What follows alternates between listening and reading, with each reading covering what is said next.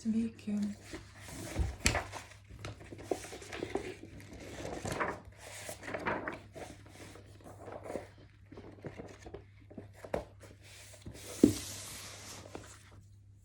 Didvyriai yra nuolankūs. Tas, kuris trokšta liaupsų, įrodo, kad jam trūksta orumo. Iš tikrųjų, tiesa glūdi visiškai kitur. Daugelis tikrai didžių žmonių yra kuklūs ir nuolankūs. Pačią didžiausią pagarbą išsikovoja tie, kurie pripažįsta, kad jų didybė yra ne jų asmeninis nuopelnas, o juose slypinčios aukščiausios jėgos veikimo rezultatas.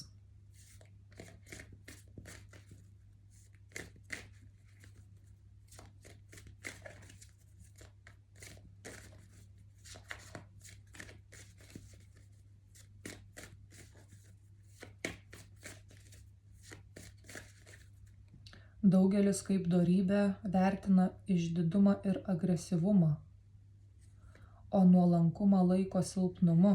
Taip yra todėl, kad jie nesupranta nuolankumo esmės. Jie lygina nuolankumą su savinieka ir nepilnavertiškumo pojūčiu. Tai yra klaida. Didvyriai yra nuolankūs.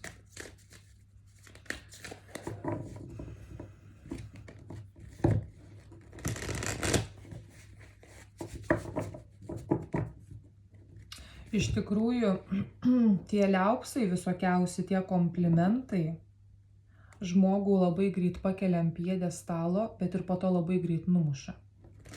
Todėl, kad kai mes pradedam sulaukti tų labai gerų žodžių, mes kartais nežinom, iš ko mes iš tikrųjų sulaukiam. Nes kiekvienas žmogus tave vertina pagal savo dabartinę proto prizmę.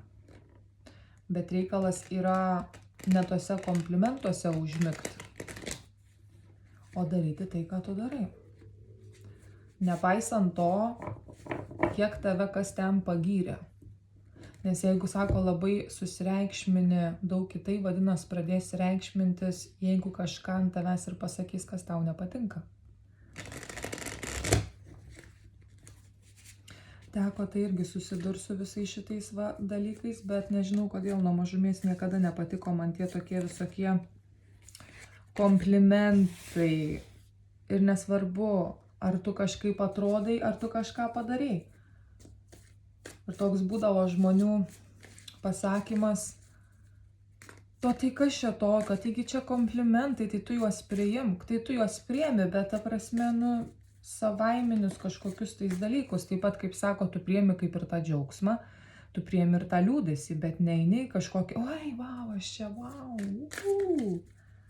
čia pasiekiau kažką, fantastiškai ir atrodau. Nes šitie dalykai, tai visame kame turi būti viduriukas. Sako, neverk labai, kai liūdna, ir nesidžiauk, kai labai linksma.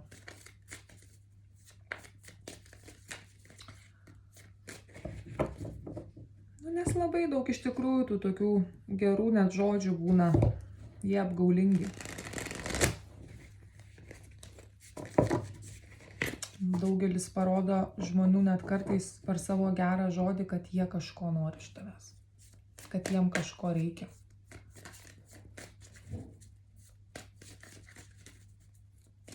Čia iš asmeninės patirties.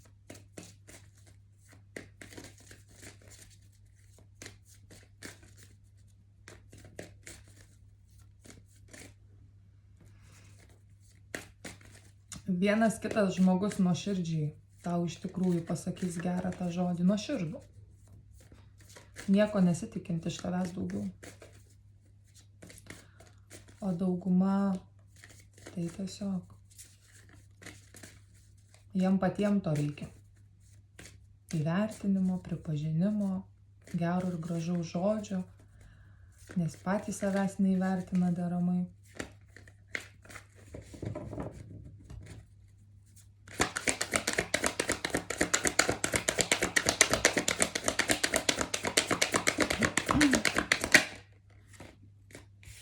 Įšalas, ašaros, O Jėzau. Kai žmogus pradeda netgi ir sako nebegauti to gero žodžio, jisai irgi nueina į liūdesį.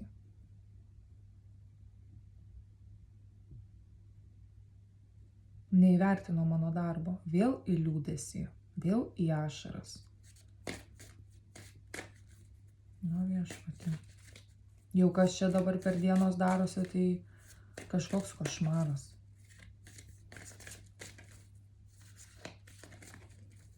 Toks baisus į paviršių atrodo išsikėlęs.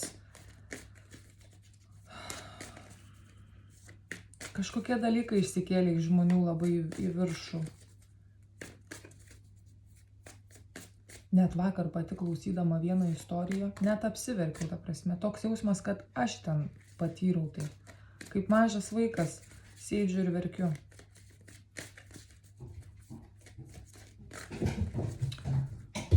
Kai atrodo kitas ką išgyvena, tai prašau pabūk čia. Eik dabar į vietą. Kitas ką išgyvena, tai atrodo, kad aš ten viską taip išgyvenčiau. Kad net užsikukčioju.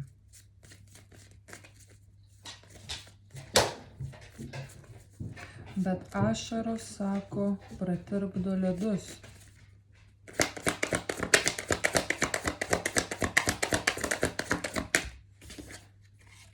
Praeities laikymasis. Va kas žmogų dusina.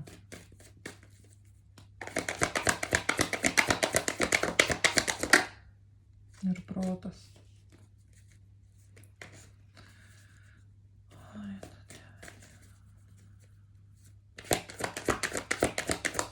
Ir čia yra kažko dar, kaip kad apgailestavimas. Dėl savęs asmeniškai, pačio žmogaus. Nu ir čia dėl to, kad dar projekcijos įkaltos. Iliuzijos.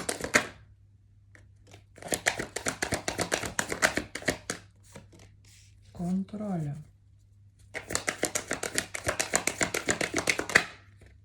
Tingumas. O, vaikeli. Našta. Tai čia ką nors mes gero lyginimasis. Harmonija. O viešpatie.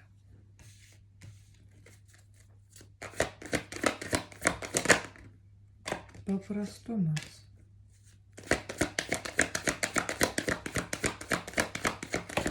Nu čia aš matau linksmą, dar svajonę.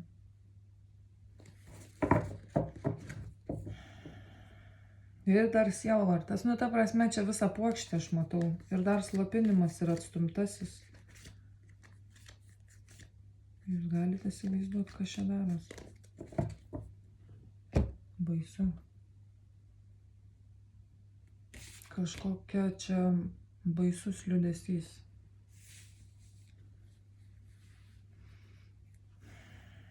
Kaip tu pasieki tokią ramybę tokiam chaose?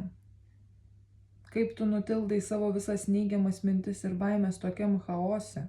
Kaip tu neverki, kaip tu negali prisirišti prie tos praeities ir kentėti kartu?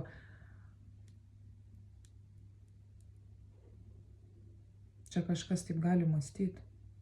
Kas yra tavo viduj tokio,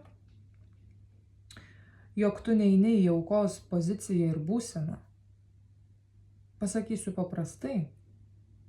Dėl to, kad visą laiką eini iš tiesos. Tiesa visą laiką laisvina. Ir nesvarbu, kokia tai bebūtų tiesa. Ir kokie tai bebūtų žodžiai, kai jeigu kažkam sako, aš turiu pasakyti. Mane asmeniškai pačią netgi dusina tai, kad aš jeigu turiu kalbėti tai, ką aš turiu kalbėti, tai faktas būna kartais visiškai žodžiai tragiškai skamba, bet jeigu aš neišsakau, tuomet mane pačią pradeda uždarinėti ir pačią gerklę absoliučiai ir viską. Ir tai faktas nėra malonu šnekėti kartais tai, ką reikia šnekėti. Bet kadangi čia atėjai ne kažkam įtikti ir patikti, Ir jeigu sako vienas žmogus tik kažką supras, tai bus valiau. Nes čia galima liaupsinti, kaip ir sako, tas, kuris trokšta liaupsų, įrodo, kad jam trūksta orumo. Jeigu šnekėsim visą laiką tik tą, ką nori žmogus girdėti, o ne tai, kas yra čia ir dabar, tai žmogus pats savo neleis pakisti ir išeiti realiai iš tos pačios čia savo kažkokios kančios. O paaiškinti, kaip neprisirišti prie tos praeities. Nesvarbu, sako, kad žmogus ir girdi, ir perskaito. Bet jam tai neveikia bet kokiu atveju, ką perskaito. Ir tai, ką išgirsta. Aš čia, sako, ir verkiu, ir raudoju. Ir sako, vis tiek čia neina kažkaip tais. Nu va, 5 taurės atsiskyrėlis. Nu čia kažkas nesuprantu.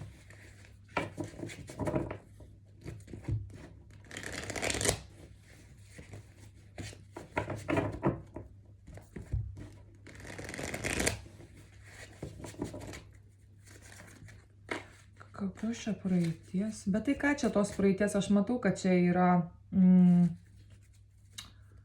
daug labai prie tos praeities laikymusi, bet kas dar labiausiai dėl kažkokios tais netgi svajonės.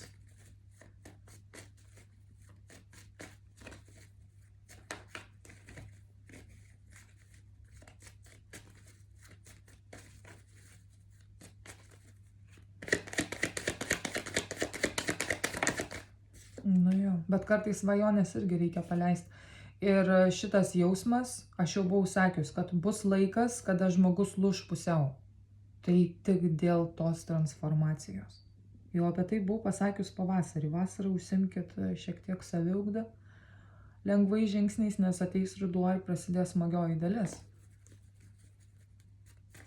Kas išgirdo, tas išgirdo. Kas nenorėjo girdėti, tai dabar sako, reikia čia labai man stipriai kažkaip tai kentėti. Sako, čia viskas griūva, ta prasme, absoliučiai viskas.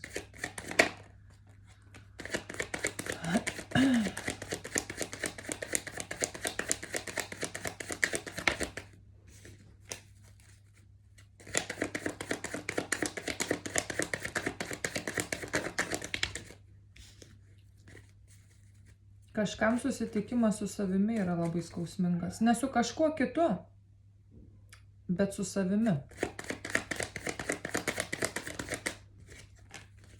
Ai, nes kažkas išėjo iš žmogaus gyvenimo.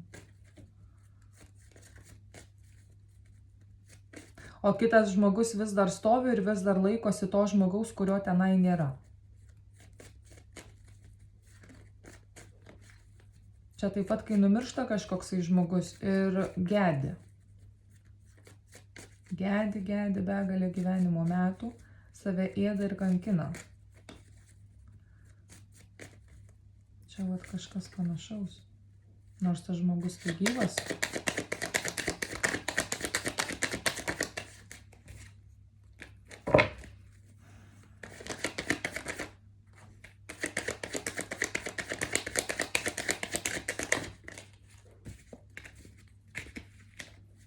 Ką čia visą tą?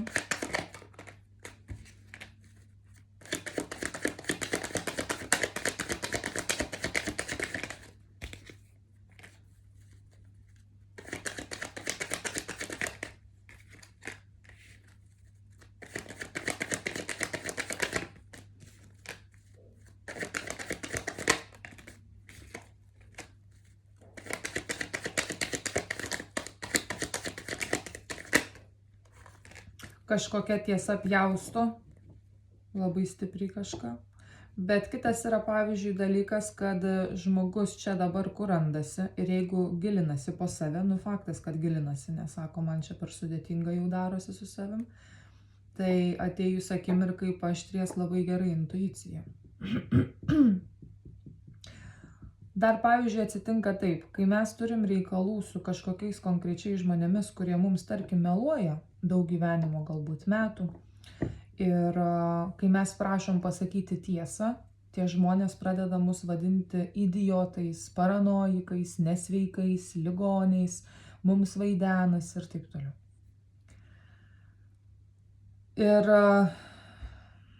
Ir kai ateina akimirka ir žmogus pradeda tiesą išsiknisti, galbūt apie konkretų asmenį,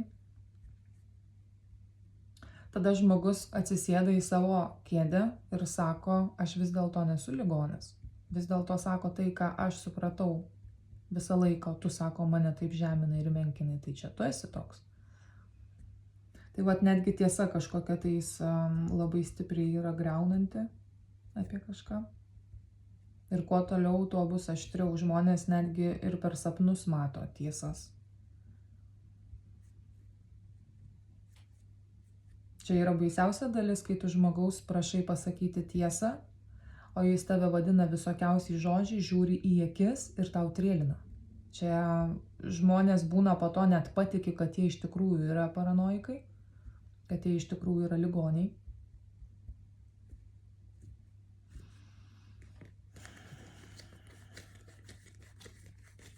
Ir po to sako, iš tos duobės išeiti būna labai nelengva. Per tą laiką žmogus nukrenta iki tokios stadijos, kad pradeda savęs net nekęst. Ateina įvairiausios netgi ligos. Ir tai padaro net tie patys arčiausiai esantis mūsų žmonės. Ir jie tiesiog daro, jie meluoja tik dėl savo interesų. Jie viską knisa prodą tik dėl to, kad jiem būtų kažkas naudinga. Bet kaip jūs patys būna, pavyzdžiui, jaučiatės, jiem yra nesvarbu. Meluojantis žmogus parodo, kad jisai gyvena tik dėl naudos. O kai jums suėję sveikatą ir kai matys, kad iš jūsų jau jokios realiai netgi nėra čia ir naudos, tada sako, jūs numes.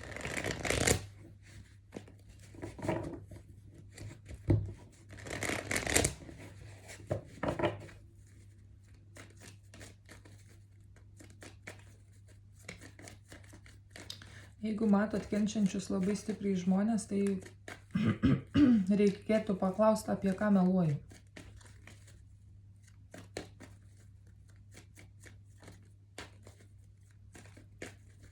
Tik tiek.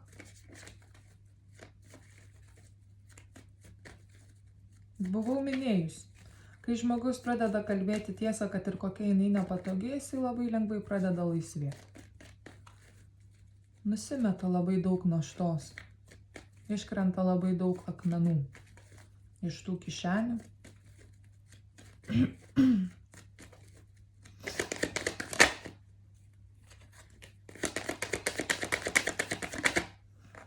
Pasakiau kišenių, žmogus eina ir iš kišenių mėto. Tik tai, kad čia vandalas yra.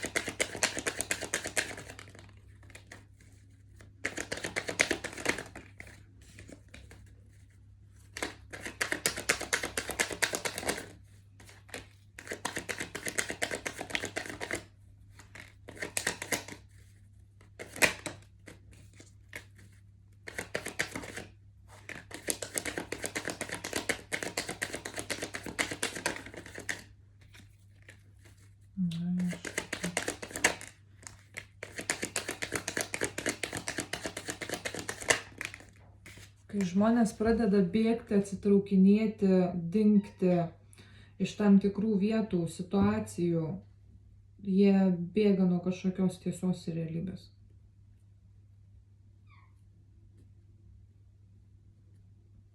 Nu, kaip sako, žinai, čia gyvenau tokia maža miestelėje, ten mane visi žinojo ir galiausiai aš taip pavargau, kad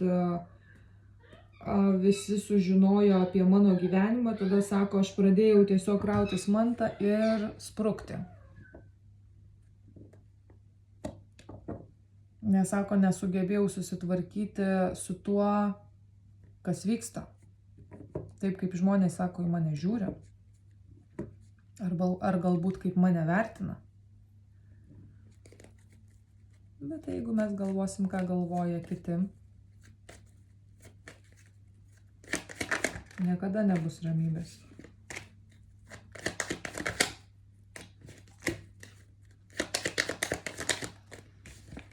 Šiaip tais susireikšminusiems žmonėms reikia suprasti tokį, kad kiekvienas čia yra atskiras po vieną ir neturi nieko bendro dar realiai ir su kitu žmogum. Kiekvienas eina asmeniškai savo patirtis.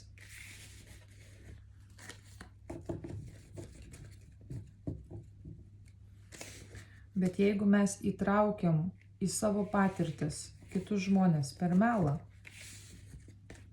tai nenustebkim, kad po to reikės, sako, labai daug ir verkti.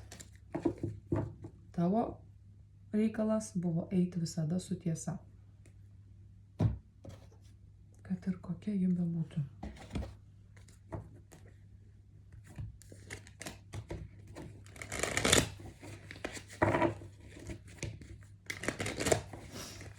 Šiaip tais aš nepasakyčiau, kad jau čia visiškai kažkoks yra tinginys žmogus. Tai, ką aš, pavyzdžiui, čia matau tingumo kortą, ar ne? Kad jau čia visiškai nieko nedarantis, jau kad čia tiesiog sėdi ir šamalo. Nu vis tiek žmonės kažką tai būna daro. Bent minimaliai. Nu, gyvatė.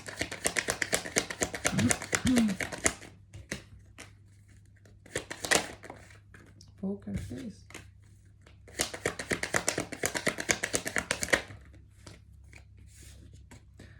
Ego, sabotažas, baimė.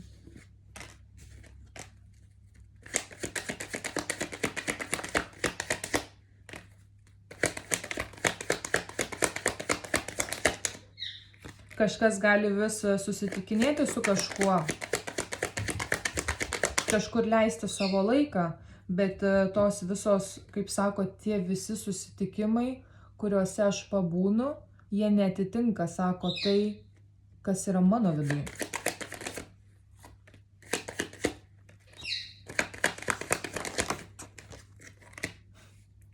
Kažkas sako, palauk, aš tau skelsiu dūrį į nugarą, kai tu pamatysi, kad aš vis dėlto galiu pasirinkti sveiką gyvenseną ir save pradėti tvarkyti ir gydyti. Nereikia niekam nieko rodinėti. Nebūtina. Svarbiausia su savim gerai sutarti.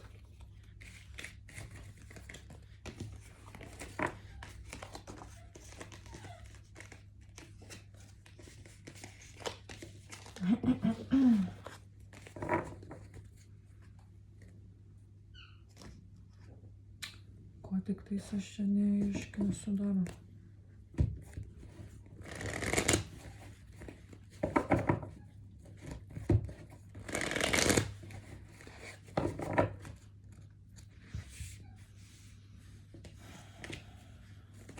Bet tai kaip mes iš lyginimuose neišeinam? Vakar berods buvo ir šiandien vėl.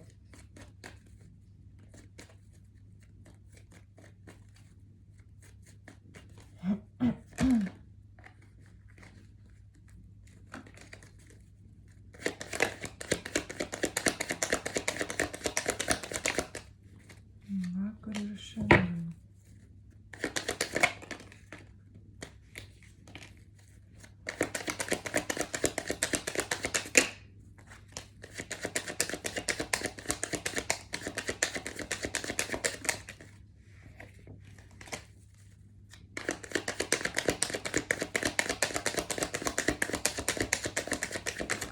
Dar yra toksai dalykas, kai žmonės labai greit numeta nepažinę kažko ir jie pradeda naują pažintį su kažkuo ir įsivaizduoja, kad ten tikrai pažinos jau ir kad ten tikrai viskas yra taip, kaip aš galvoju.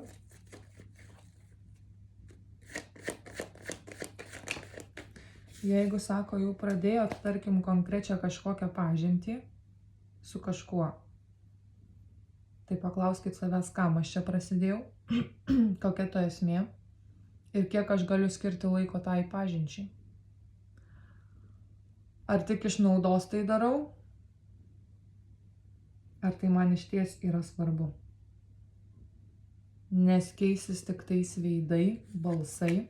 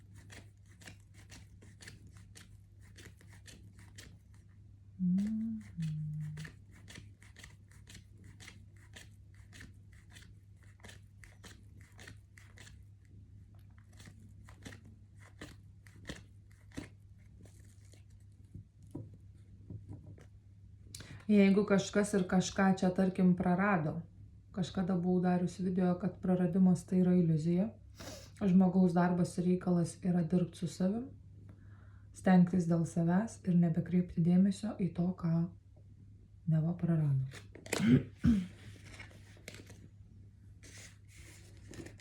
Nes taip sako, gali sėdėti metų metus, jeigu taip ir atsitiko, vadinasi, tai buvo pamoka. Suprast kažką. Ir kitą kartą einant į kažkokią pažintį, nesvarbu, kas tai bebūtų, tai jau eiti nuoširdžiai ir suprasti, kad laikas jis nėra atsukamas atgal. Laikas yra brangiausia čia valiuta. Ir švaistyti savo laiką, va taip į kairę, į dešinę, belekam, belekur, ar save, tai yra kvailiausia dalis. Nes kai tenka girdėti žmonių, kurie jau turi 76 metus, 80, jų būna žodžiai pasakyti tokie, o, kad aš būčiau supratęs anksčiau. Ar supratus, ar ne? Nežinau kodėl, bet susitinku kažkur kaip vaikščioju, tai būtent vyrus ir vat tokio amžiaus. Ir jų tiesiog būna žodžiai, kad kad būčiau supratęs anksčiau. Sako, aš pragyvenau tiek gyvenimo metų kažkur, apie kažką. Tai niekam nelinkiu iššvaistyti savo laiko žmonėm, kurie visiškai nėra pakeliui. Nebarstyti savęs ten, kur visiškai nėra pakeliui.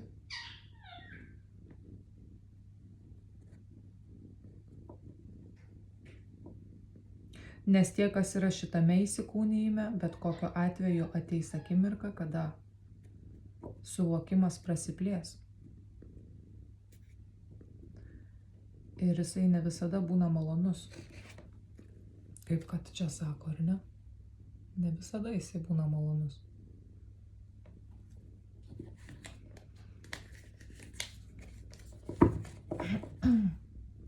Bet kol žmogus nesupras, kad net šitame įsikūnijime jam ateis suvokimas platesnis, tol jisai švaistys savo laiką bet kur.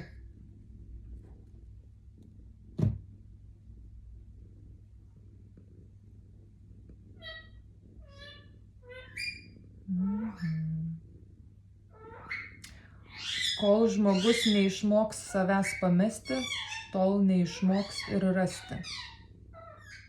Asmeninis aš turi išnykti ir pereiti į visuotinį aš.